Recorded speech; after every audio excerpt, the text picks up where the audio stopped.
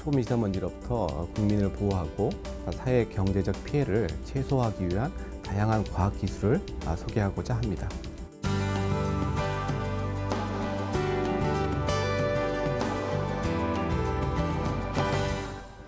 오늘 발표 내용은 이 초미세먼지에 초점을 맞추고 있고요.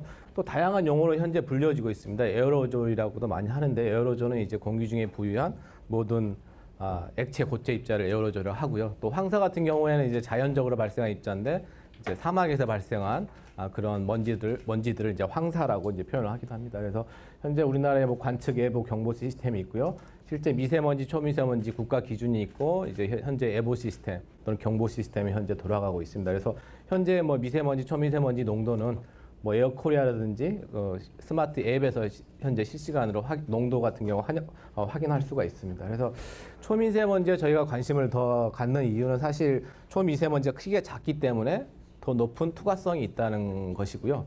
그다음에 이제 초미세먼지 같은 경우 인간의 이제 뭐 호흡을 했을 때 폐 깊숙이 침투할 수 있다. 그래서 침투 효율이 높습니다. 그래서 인체에 들어왔을 때 또 세포 벽 간의 이동도 가능하기 때문에 다양한 뭐 유해한 건강 영향이 있다는 걸 말씀드리고 싶고요.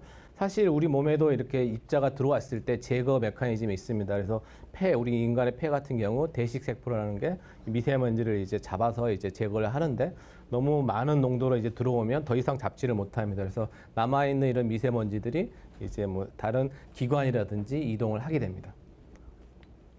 그다음에 특히 이제 같은 무게로 따졌을 때 큰 뭐 먼지 덩어리 하나랑 초미세먼지 작은 입자 여러 개랑 같은 무게로 따질 수가 있습니다. 그러나 당연히 그 개수가 높고 비표면적이 높기 때문에 높은 반응성이라든지 독성을 가질 확률이 훨씬 높습니다. 그래서 사실 이런 작은 이런 미세먼지, 초미세먼지 같은 경우에는 이제 컨버스천 연소 과정을 통해 나온다든지 2차적으로 생성되는 입자들이 이렇게 작은 입자들이 상당히 많이 있습니다.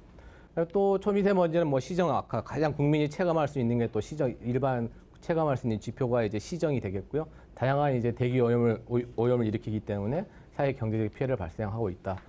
그래서 이제 OECD 뭐 보고서에 따르면 이제 2010년 이런 초미세먼지에 대한 뭐 사회 경제적 손실은 뭐 약 70조 원에 달한다고 지금 보고도 하고 있습니다.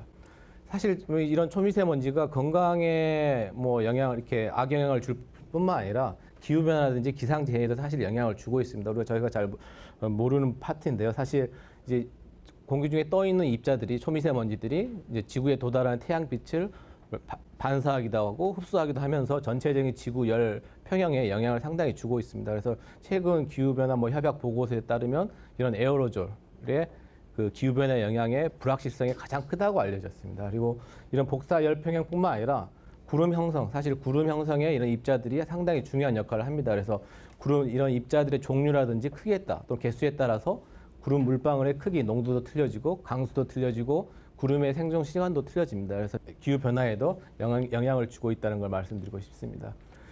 가장 최근에 이제 초미세먼지 세계적인 농도 부표입니다. 그래서 2016년 WHO 보고서에 따르면 서울 같은 경우 1,615개 나라 중에 우리나라가 1,094등이고요. 한국 나라로 따지면 이제 91개국에서 한 52 정도, 농도로 따졌을 때 52 정도를 하고 있습니다. 그래서 상당히 좀 높은 축에 우리나라가 지금 속해 있다는 걸 말씀드리고 싶습니다. 그래서 사실 우리나라 초미세먼지, 미세먼지 국가 기준, 대기 그 기준이 있습니다. 그래서 그러나 그 기준 또한 가장 좀 늦게 만들어졌고, 또 기준도 다른 이제 선진국에 비해서 느슨하다는 걸 말씀드리고 싶습니다. 그래서 특히 서울시 같은 경우 이제 수도권 대기 환경 대책으로 이제 많은 이제 예산을 투입해서 좀 대기질 개선을 위해 많은 노력을 하였습니다. 그러나 최근 2014년, 14년 초미세먼지의 농도를 살펴보시면 그렇게 향상된 것 같지가 않습니다. 그래서 사실 이러한 이제 실효성 있는 대책이 나오려면 정확한 원인 규명부터 좀 과학적으로 이루어져야 되지 않을까 개인적으로 생각해 보고요. 이런 좁은 땅덩어리에 많은 산업화라든지 자동차 증가, 우리 사람들이 많이 모여 살기 때문에 좀 이러한 이 미세먼지가 발생했을 경우 퍼지는 시간도 그렇고요. 기상 조건도 상당히 중요하고요. 마찬가지로 또 중국에 바로 또 붙어 있기 때문에 중국의 영향도 우리가 좀 무시할 수 없는 조건이 되겠습니다. 그래서 초미세먼지는 어디서 어떻게 발생하는지 여러분도 잘 아시다시피 다양한 이제 발생원이 있습니다. 그래서 우리가 자동차 배출, 사업장, 생물 연소, 생활 오염은 다양하게 있는데요. 저희가 크게 자연적으로 발생하는 미세먼지, 사막이나 바다, 그다음에 인위적으로 사람이 만드는 미세먼지, 뭐 자동차, 사업장, 생활오염 이런 것도 이제 인위적 미세먼지를 하고요. 또 저희가 1차 미세먼지, 2차 초미세먼지 이렇게 나눌 수가 있습니다. 그래서 1차 초미세먼지 같은 경우 입자상으로 직접 배출되는 그러한 먼지들을 1차 초미세먼지를 하고요. 2차 초미세먼지 같은 경우에는 처음에는 기체상에 있다가 대기 중에서 여러 가지 화학 반응을 통해서 이제 2차적으로 만들어지는 초미세먼지를 2차 초미세먼지라고 합니다. 그래서 사실 우리가 대기 중에 있는 초미세먼지는 1차 초미세먼지, 2차 초미세먼지로 구성되어 있습니다. 그래서 2차 초미세먼지 같은 경우 좀 더 많은 또 상당히 중요한 부분을 차지하고 있기 때문에 이런 2차적으로 생성되는 초미세먼지에 대한 연구도 많이 필요합니다. 그래서 대부분 이제 질산염 미세먼지나 황산염 또는 2차 생성 유기 초미세먼지가 좀 2차 생성 에어로졸에 속하는데요. 사실 이런 VOC라든지 낙스, SO2가 처음에 이제 대기 중에 있다가 이제 화학 반응을 통해서 좀 휘발성이 약한 엑시드계라든지 베이퍼로 변환을 하게 되고 이제 대기 중에 특별한 조건 하에서 이제 입자가 생성되는, 그래서 새롭게 자기들이 입자를 만들어내기도 하고 기존에 있는 입자에 이제 붙어서 그 입자를 크게 만들기도 합니다. 그래서 이러한 원리로 2차적인 초미세먼지가 생성된다는 거고요. 현재 우리나라의 측정망 현황입니다. 그래서 전국에 500여 측정소에서 이제 초미세먼지, 미세먼지를 측정하고 있는데요. 환경부라든지 지자체 이제 같이 다 포함해서 이렇게 측정하고 있는데, 사실 이제 농도만을 이렇게 많이 측정하고 있습니다. 그래서 농도라는 것은 이제 질량 농도, 많고 적고 초미세먼지가 많다 적다를 지금 측정하고 있는 단계이고요. 사실 이제 제가 좀 강조하고 싶은 것은 초미세먼지가 무엇으로 되어 있는지 알기 위한 구성성분 측정소는 그렇게 많지 않습니다. 그래서 특히 실시간으로 구성성분을 측정하는 장소는 우리나라에서 한 6군데 정도 지금 있다고 알고 있고요. 그래서 그런 자료도 대부분 비공개로 돼 있기 때문에 뭐 많고 적고는 알 수 있지만 실제로 무엇으로 구성되어 있는지 일반인이라든지 연구자들이 알 길이 지금 현재 별로 없는 상태입니다. 그래서 이제 이러한 현황을 기반으로 이제 좀 피해 정합을 위한 과학기술 몇 가지를 정리를 해봤습니다. 그래서 첫 번째는 이제 발생원이라든지 생성 원리를 파악하는 과학기술, 두 번째는 이제 유해성 진단이라든지 건강 영양평가를 하는 기술, 세 번째는 기후변화 영양평가 기술, 그다음에 이제 초미세먼지 제거 기술, 정화 장치라든지 소재 개발 기술, 그다음에 예측 기술, 한국형 예보 기술, 그다음에 마지막으로 초미세먼지 관리 기술에 대해서 좀 발표를 해보도록 하겠습니다. 그래서 아까 처음에 말씀드린 것처럼 단순한 우리 농도 측정만으로는 발생원이나 생성 원리를 정확히 알 수 없기 때문에 우리가 좀 화학적 성분이나 구성 성분을 파악할 필요가 있고, 그것 또한 좀 신속히 또 실시간으로 빨리 파악해서 뭐 조기 경보 시스템이라든지 좀 더 신속한 이런 파악 기술이 중요하다는 걸 지금 첫 번째 과학 기술이 아닌가 개인적으로 생각합니다. 그래서 이 미세먼지는 단순히 무게뿐만 아니라 크기도 있고 모양도 있고 질량, 밀도, 이 광학적 특성, 화학적 성분, 뭐 물을 흡수할 수 있는 흡수성, 혼합 상태, 너무나 다양한 물리화학적 특성이 있습니다. 그래서 이런 다양한 물리학적 특성을 우리가 파악할 필요가 있고, 이를 통해서 정확한 발생원의 생성 기작 또는 뭐 생존 시간, 화학 반응, 또 건강이라든지 기후변화 영양평가를 좀 제대로 할 수 있지 않나 생각합니다. 그래서 가장 기본적으로 먼저 이 적을 아는 게 중요하다는 걸 먼저 말씀드리고 싶습니다. 그래서 기존에 이제 우리가 많이 했던 거 이제 필터에 포집을 해가지고 여러 가지 화학성분을 측정한 것 지금까지 많은 자료가 축적되어 있어서 계속적으로 이러한 측정은 계속 해야 되고요. 또 추가적으로 저희가 이제 과학기술을 개발해야 될 것은 실시간으로 좀 이런 구성성분의 화학적 성분이나 구성 성분을 빨리 측정할 필요가 있다는 걸 말씀드리고 싶습니다. 그래서 24시간 필터 포집을 통한 이런 화학 구성 성분 측정도 물론 중요하고, 또 실시간 화학적 성분 측정 기술을 개발해서 실시간으로 이제 구성 성분을 제공해주는 그런 것들이 또 중요하다고 할 수 있겠습니다. 사실 미세먼지가 우리 국민하고 되게 밀접하고 관계에 있기 때문에 유해성도 진단해야 되고 건강 영양 평가도 해야 됩니다. 그래서 얼마나 위험한지, 어떤 입자가 더 위험한지 이런 더 세세한 정보를 앞으로 또 제공해 줄 필요가 있다고 생각하고요. 그래서 사실 이제 뭐 여기 그림에서 보는 것처럼 미세먼지 농도, 초미세먼지 농도가 이렇게 나온 날입니다. 그래서 서로 뭐 비슷하기도 하지만 뭐 시정도 틀리고 유해성이 뭐 어느 날이 더 유해성이 셀지도 잘 모릅니다. 그래서 사실 미세먼지 농도뿐만 아니라 구성 성분이나 발생원, 뭐 수농도 또는 개인의 노출 정도에 따라서 유해성이 틀려질 수 있다는 걸 말씀드리고 싶습니다. 그래서 사실 이제 유해성 유해도를 정확히 파악하는 기술이라든지, 또한 이제 측정소가 있지만 측정소의 농도가 직접 뭐 우리 국민이 노출되는 그 농도와 틀릴 수가 있습니다. 그래서 자기가 직접 여러 가지 측정서를 또 확충하고 또 초미세먼지 맵을 구축하는 기술도 필요하지 않나 생각해 봅니다.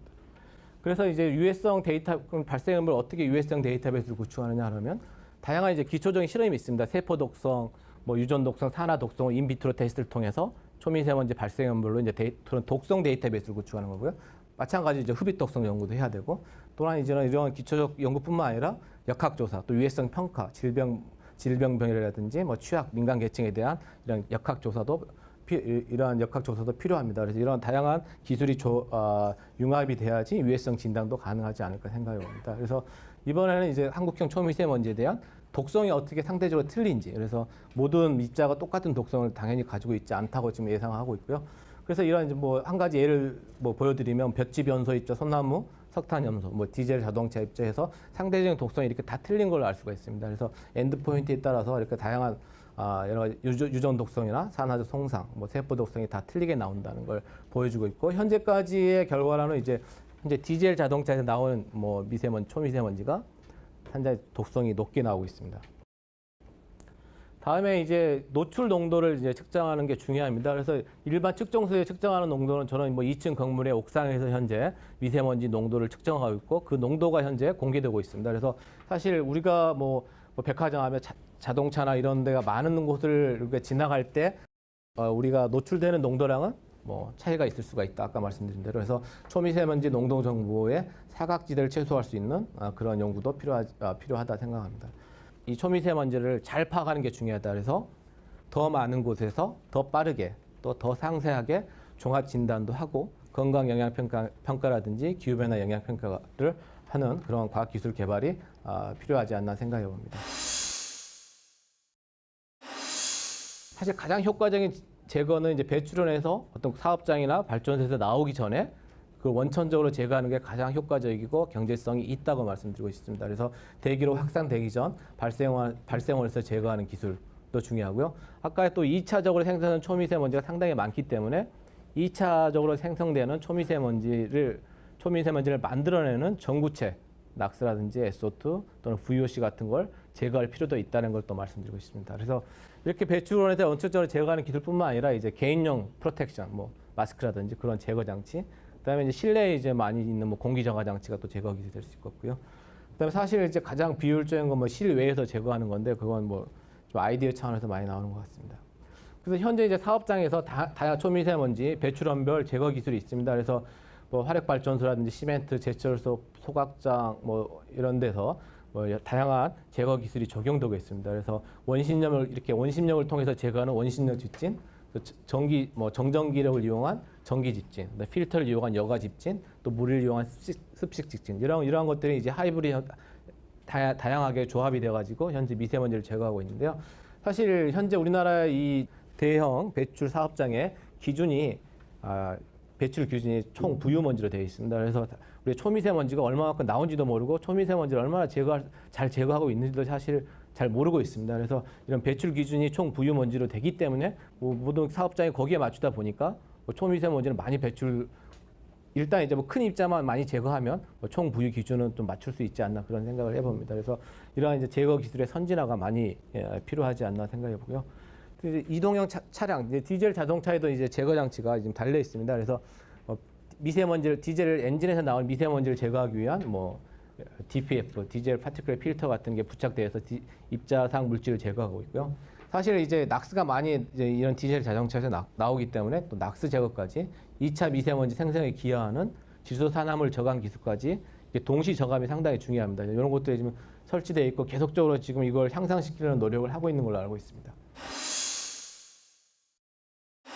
다음은 이제 실내용 제거 기술입니다. 실내용은 여러분 뭐 잘 아시다시피 이제 공기 정화 장치입니다. 그래서 공기 정화 장치 구입 가격도 상당히 비쌉니다. 한 50만 원 정도면 뭐 하나 사실 수가 있고요.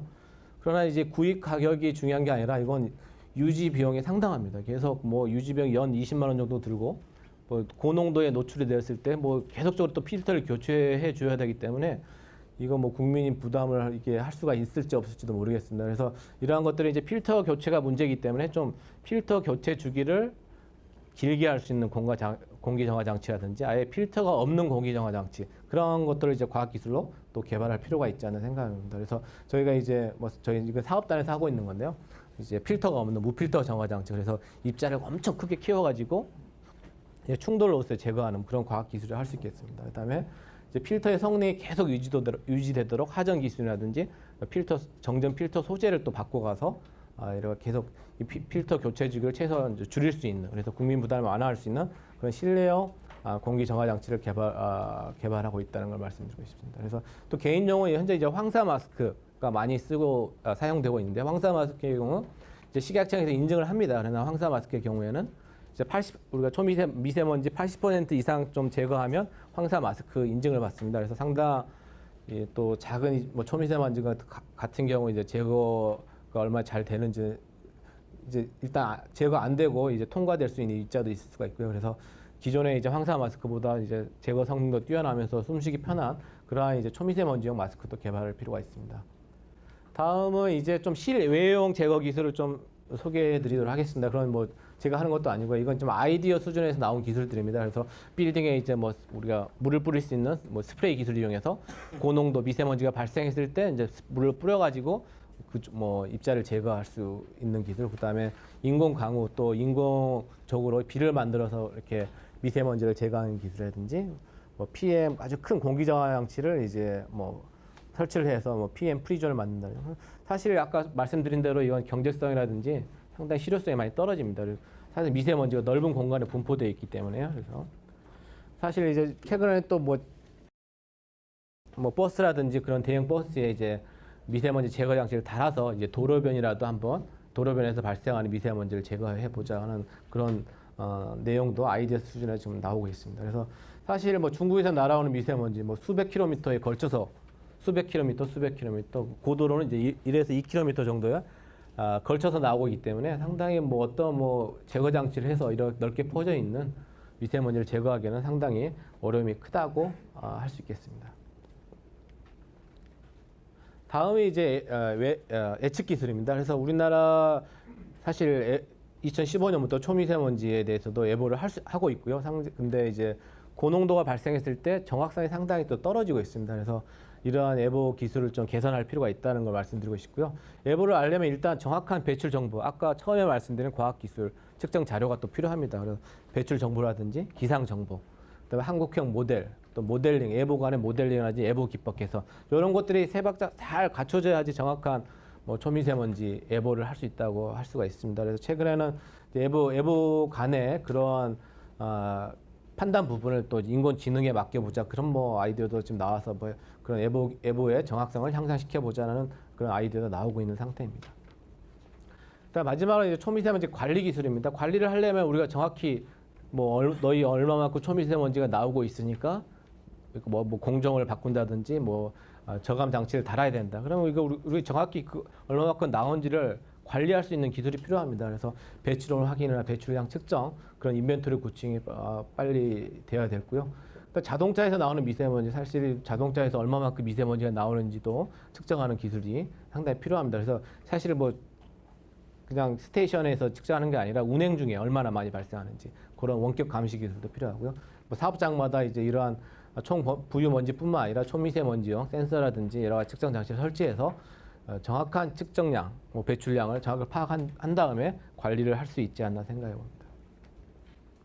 그래서 이제 피해 저감을 위한 과학기술, 진단, 예측 기술, 제거 관리 기술들 소개시켜 드렸고요. 이러한 이제 기술들이 정책 수립이나 법제도 개선과 같이 병행해야 될 것 같기도 하고요. 이제 이런 과학적 기술이 다가 아닙니다. 사실 좀 더 중요할 수 있는 게 우리나라 전체의 산업 구조적 변화가 되겠습니다. 그래서 우리가 아까 미세먼지 발생원, 항상 뭘 태우면 많이 나옵니다. 요리 같은 것도 마찬가지지만요. 그래서 그런 화석 연료 사용을 최소화할 수 있는 친환경 에너지 사용, 그런 구조적 변화가 꼭 병행돼야 할 것이고요. 친환경 자동차든지 친환경 난방 시설, 이런 것들이 이제 산업 구조적 변화가 병행돼야지 획기적인 초미세먼지 저감 대책이 저감이 될 수 있지 않을까 예상해 봅니다. 네, 이상으로 발표를 마치도록 하겠습니다.